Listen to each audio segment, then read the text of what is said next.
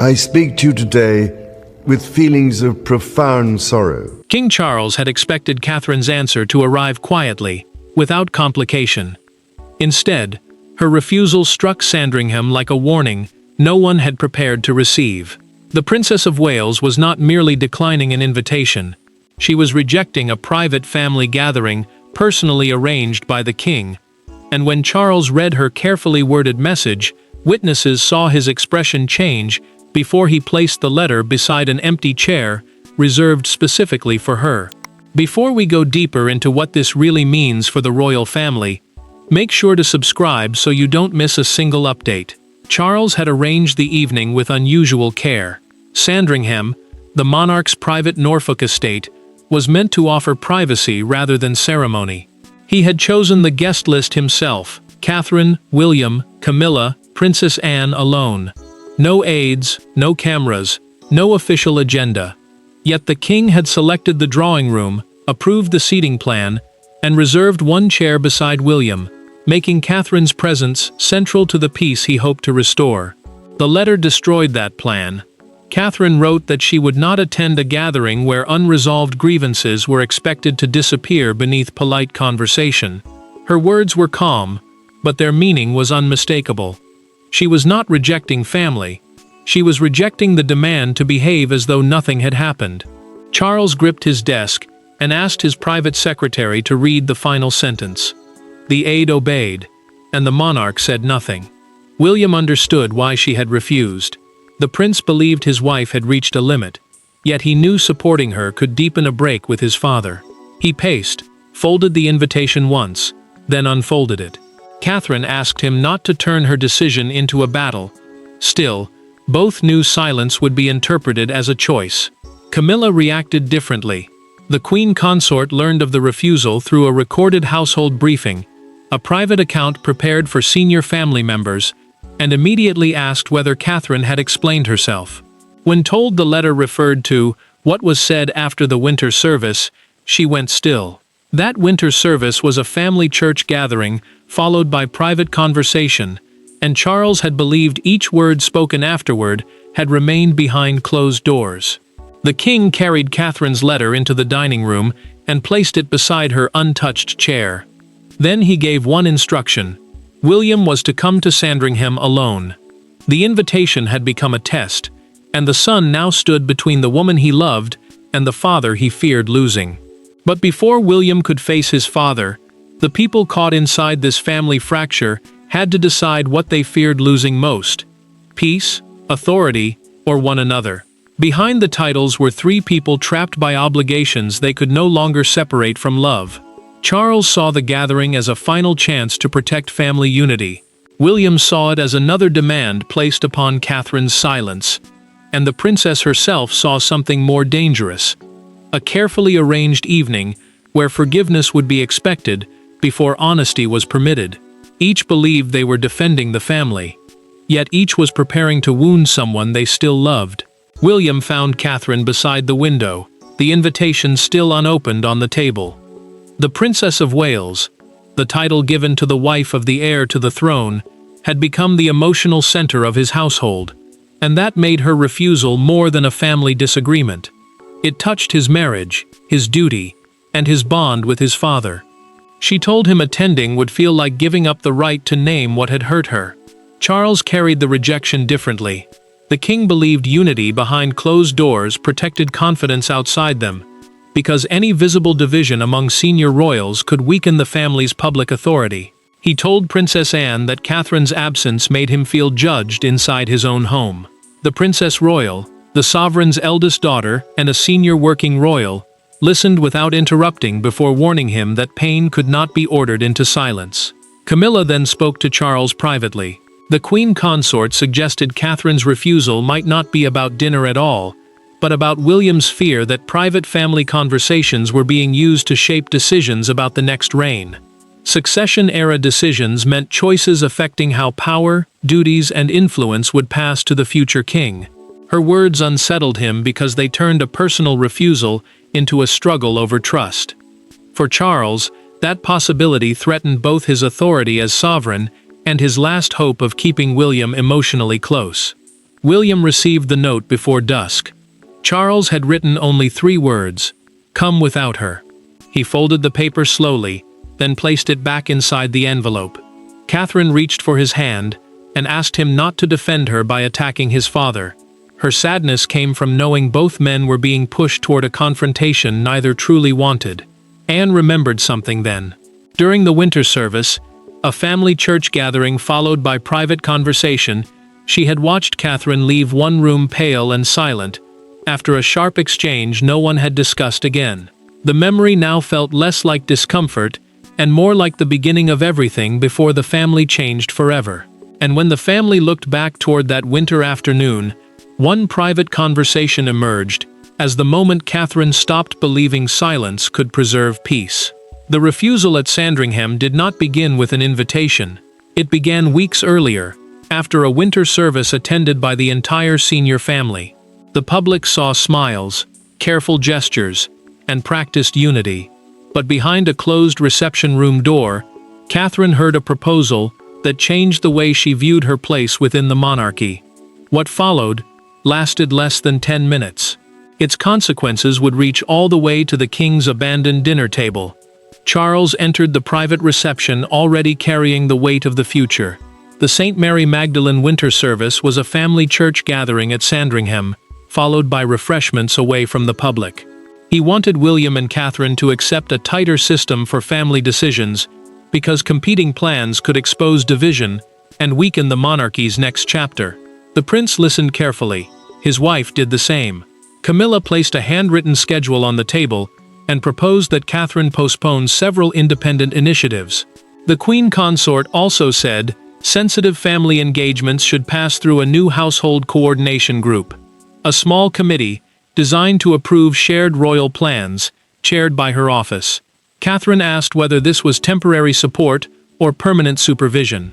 Charles did not answer directly. His silence told her more than words could. William objected at once. The future king warned that his wife's judgment was being reduced without her consent. But the king cut him off and told him not to turn an administrative discussion into a family dispute. The prince fell silent, yet his anger remained clear. Catherine watched him struggle between loyalty to his father and loyalty to her, and the pain of that moment settled deeper than the proposal itself. Catherine left the room first.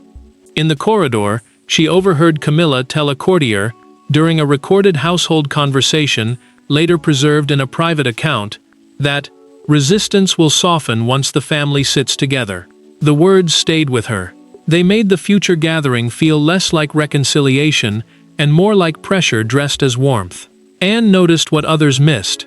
The Princess Royal watched Catherine lift the handwritten schedule, study it, and place it back on the table without taking it. That small refusal carried the force of a decision. Charles called her name from behind, but she paused without turning and said cooperation could not exist where trust had already been decided for her. The king believed time would cool the wound.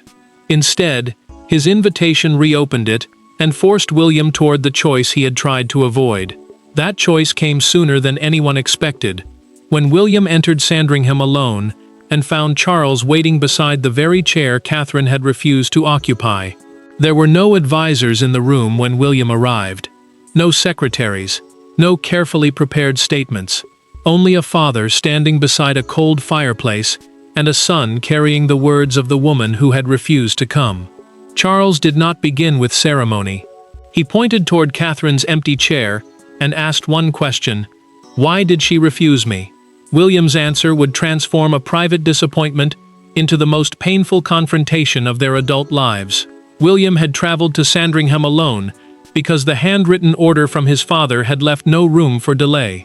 The estate was the king's private Norfolk home, and the meeting mattered because any break between sovereign and heir could shape the monarchy for years.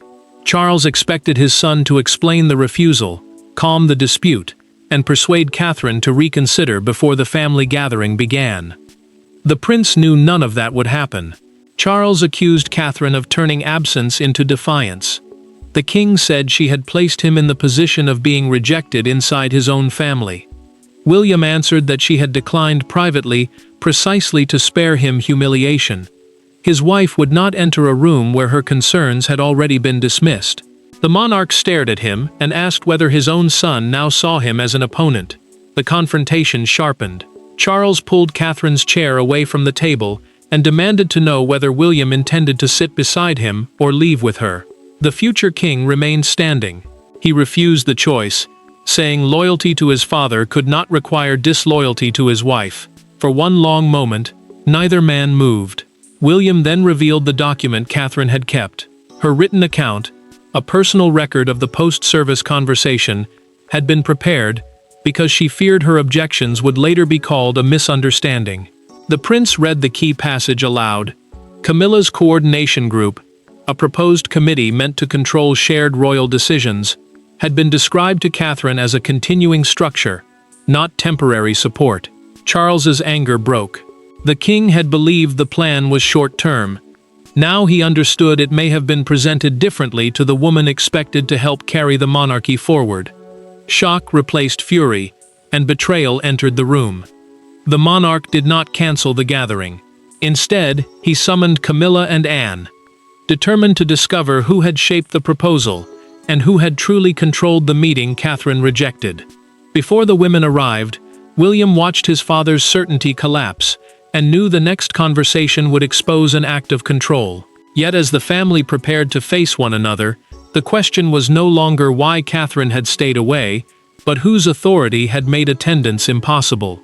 The argument appeared to concern a family dinner, but beneath it lay a deeper struggle over influence, access, and the future shape of the crown. Charles remained sovereign. William remained heir. Catherine remained essential to the monarchy's next chapter. Yet someone had attempted to create a structure placing her judgment beneath another household's approval. As the king examined the documents behind the proposal, control inside the family became painfully visible. Charles demanded every briefing linked to the proposed household coordination group. The group was a small internal committee meant to organize shared royal work, but the papers did not agree on what power it held.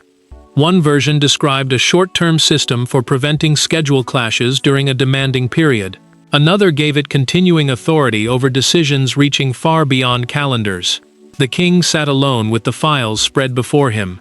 He removed his glasses and pressed his fingers against his eyes when he found the copy sent to Catherine. That version suggested lasting oversight of her work. The difference mattered because the princess was not merely another family member, she was central to the next reign, and reducing her independence risked driving William further from his father. Camilla defended the plan. The queen consort argued that stronger coordination would protect the family from competing messages and public confusion. Charles answered that protection did not mean permission to expand a proposal without his approval. Her household had altered the limits, and the monarch now felt exposed inside the very system meant to strengthen him. Anne spoke more plainly. The Princess Royal told her brother that Catherine's refusal had not been disrespectful. It had been the only way to stop the arrangement without creating a public confrontation. Her warning cut through his anger because she had watched the winter exchange and understood how quickly silence had become surrender. The revelation deepened. A handwritten amendment stated that Catherine's independent meetings with charitable leaders could require advance clearance from a committee linked to Camilla's office. Then Charles found a private note describing the Sandringham gathering as a chance to secure final family acceptance. The dinner had not been neutral. It had carried an outcome before anyone sat down. Charles reached for his pen, then stopped. He set it aside, folded the coordination papers closed, and ordered that no authority be exercised under the proposal. The structure was frozen, but the damage was already moving. Catherine had withdrawn, William felt betrayed, and Camilla now faced the consequences of a plan the king no longer trusted. By the following morning, the cancelled signatures had become more powerful than any royal decree, and the first consequences began moving through every household involved. The gathering never began. One by one, place settings were removed from the Sandringham table as the family evening Charles had designed to restore unity collapsed before sunset. Catherine remained at home. William refused to return without her. Anne declined to participate in what she now regarded as a forced settlement. And Camilla, standing alone in the prepared drawing room, realized that the empty chairs were no longer symbols of absence. They were judgments. Charles postponed the evening, after William made his position clear. The prince would not attend a reconciliation meeting unless Catherine's objections were acknowledged first. A reconciliation meeting meant a private family conversation intended to repair trust, but this one had become dangerous because the outcome seemed decided before anyone arrived. Anne withdrew as well, warning her brother that no honest discussion could begin while one person entered already overruled. Camilla watched a footman remove Catherine's place card from the table. She took it from the tray and held it without speaking. The queen consort had expected resistance to soften once the family gathered, yet the empty room now showed the opposite. She told Charles that one refusal had weakened his authority. The king answered that authority had already been weakened when his approval was assumed rather than secured. Catherine carried the guilt at Adelaide Cottage. The home she shared with William had become the only place where she could admit that the collapsed dinner still hurt her. She feared her decision had pulled father and son further apart. The future king took her hand and said attending would only have hidden the conflict until it became worse. He reminded her that silence might have saved the evening, but it would have damaged their trust. Charles then suspended the coordination group and removed the gathering from every private calendar. The group was the proposed committee meant to guide shared royal work, and freezing it showed that the plan no longer held the monarch's support before the entire family drifted beyond repair. A senior household aide confirmed through a documented internal account that several relatives had never been told the dinner was intended to secure agreement to that structure. The revelation turned disappointment into humiliation. The king entered the empty dining room alone. He restored Catherine's place card to the table himself and ordered that her chair remain where it was. Anne later carried news of that gesture directly to Catherine, and for the first time, the princess understood that Charles might be ready to speak without demanding surrender. The collapse had exposed every hidden grievance, but one private meeting still offered a path forward, provided neither Charles nor Catherine entered it demanding victory. Catherine returned to Sandringham 2 days later, but not for the gathering she had rejected. There was no formal table, no prepared family statement, and no one waiting to persuade her. Charles received her in a small sitting room with the doors closed and every aide dismissed. For the first time since the dispute began, the king and the princess faced each other without William, Camilla, or palace machinery standing between them. Anne had carried Charles's request privately to Catherine. The Princess Royal, the sovereign's eldest daughter and a senior working royal, stressed that he wanted a personal conversation, not a negotiated family settlement. William offered to accompany his wife, but she refused gently. The prince understood why. She needed her words heard as her own, not dismissed as part of her husband's rebellion. Charles began with an admission. The gathering had been designed to restore control. Catherine answered that control without trust could only make the family look united, while resentment deepened beneath the surface. The monarch confessed that her refusal had shocked him because he believed she understood the burden he carried. She replied that understanding his burden could not require surrendering her own judgment. Catherine then admitted what she had feared most. Disappointing the king had hurt her, but attending would have taught others that her boundaries could be ignored whenever enough family pressure was applied. Charles listened without interrupting. The silence no longer felt like punishment. It felt like the first honest space either of them had been given. For both of them, the stakes reached beyond one wounded evening. Charles needed the future household to trust his leadership, while Catherine needed proof that loyalty would never again be confused with obedience inside the family she was expected to help lead. The king revealed through the unsigned coordination papers before him that he had never authorized permanent oversight of her work. The coordination structure was a proposed system for directing shared royal duties, and he acknowledged it had expanded beyond his approval. Catherine produced the original invitation and pointed to the phrase, "family agreement." Those words had convinced her the evening was built to produce only one acceptable answer. Charles picked up the unsigned document, tore it in half, and placed the pieces between them. He promised that no future family gathering would be used to secure professional submission. Catherine watched him, then agreed to remain for tea. The palace understood that the confrontation had ended, but beyond the gates, questions were already spreading about why the Sandringham gathering had vanished.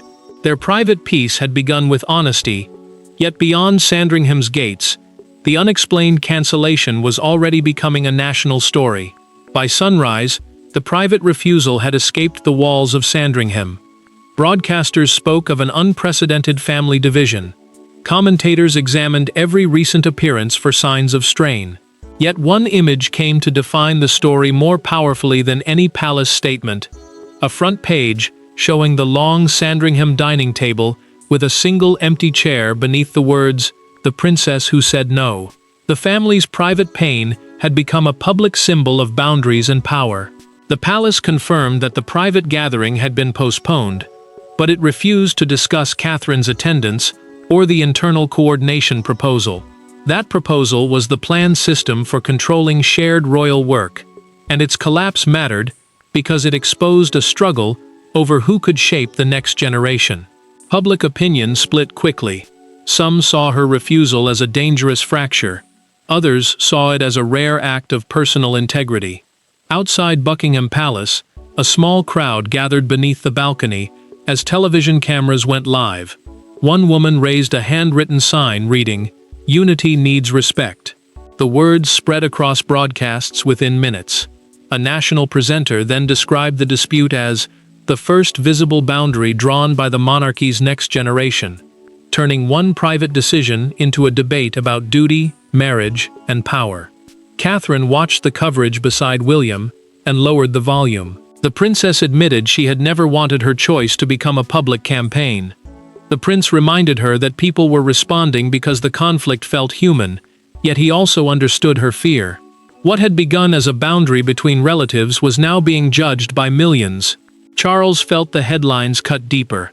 The king feared he looked rejected and powerless at the very moment the monarchy needed steadiness.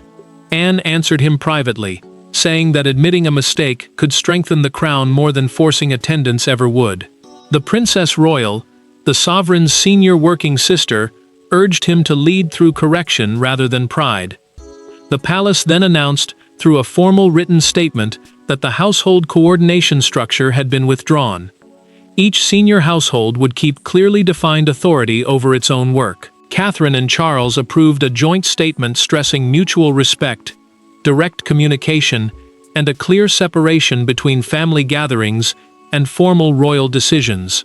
The world finally understood what had changed, but understanding was not proof.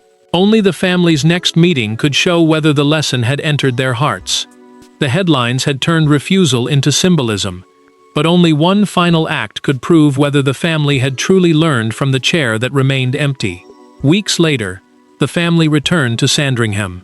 This time, there was no hidden proposal waiting beside the dinner plates, no planned demand for agreement, and no expectation that private affection would be used to secure institutional obedience. Catherine entered beside William and met Charles at the doorway. The king did not ask why she had refused him. He thanked her for returning only when she could do so freely. In that moment, the crisis finally reached its verdict. Charles arranged a smaller gathering with no policy papers, household presentations, or expected surrender. The invitation stated that the evening was personal and professional disagreements would be handled elsewhere. A working royal is a family member who carries out official duties for the crown, and separating those duties from affection mattered because trust had nearly been destroyed when the two were mixed. Catherine accepted because attendance carried no hidden price. The princess entered the dining room and saw her chair in place. Charles pulled it back for her himself before taking his own seat. William watched his father and wife exchange a quiet nod, and the tension that had divided him between marriage and family began to ease. Nothing had been erased, but something had changed. No one was pretending anymore. Camilla then faced Catherine directly. The Queen Consort admitted that the coordination proposal had gone too far, and that pressure had replaced cooperation. She accepted the apology without pretending the damage had never happened. That honesty gave the moment dignity, because forgiveness did not require forgetting. Charles established a permanent rule through a household directive. No private family occasion could be used to pressure a working royal into accepting institutional changes. Catherine's independent authority was protected, while direct communication between the king's household and the Wales household replaced the abandoned committee. The change mattered, because future disagreements would now be discussed openly, not hidden inside invitations. The monarch later admitted to Anne that Catherine's refusal had first felt like disloyalty. The Princess Royal answered that it had saved him from approving a system that would have deepened the divide. He accepted that truth. Catherine had not rejected the king, Sandringham, or the monarchy. She had rejected forced harmony. Charles kept his authority by listening. William protected his marriage without abandoning his father, and she proved that loyalty could include the courage to say no.